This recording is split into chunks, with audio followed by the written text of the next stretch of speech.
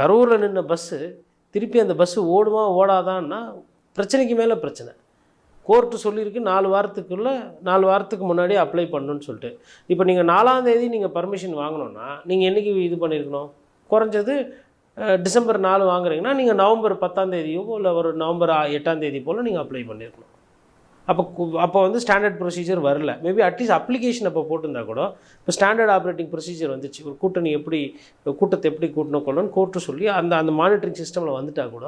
எதுக்காக இது பண்ணுறாங்கன்னு பார்க்குறீங்க? இப்போ 4ஆம் தேதி கார்த்திகை தீபம், டிசம்பர் 6 உள்ளிட்ட பல்வேறு சிக்கலான இது இருக்குது.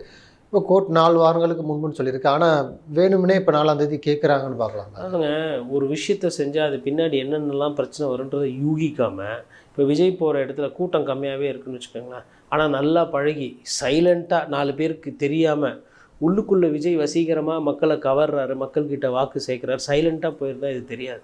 இந்த அலப்பற ஆடம்பரம் இருக்குது பார்த்தீங்களா, அதுதான் இன்றைக்கி தேர் இழுத்து தெருவில் விட்டுருச்சு. இப்போ இன்றைக்கி பர்மிஷன், அதாவது விஜய் பிரச்சாரம் பண்ணான்னா இன்றைக்கி பர்மிஷன் வாங்குறதே பிரச்சனை. காரணம் கரூர் சம்பவம் ஏன் நடந்தது? நீங்கள் ஒரு தவறான விஷயத்தை நீங்கள் எடுத்து வச்சிங்க. சொல்லிவிட்டு மக்களை, ஆயிரக்கணக்கான மக்களை காக்க வைக்கிறது, நேரத்தை தாண்டி வர்றது, அவர்களுக்கு வேண்டிய தண்ணீர் கொடுப்பதில்லை, எதுவுமே பண்ணுறதில்ல. எதுவுமே பண்ணாதனால ஒரு பெரிய விபத்து. இந்த விபத்தில் வந்து இன்னும் மீளலை.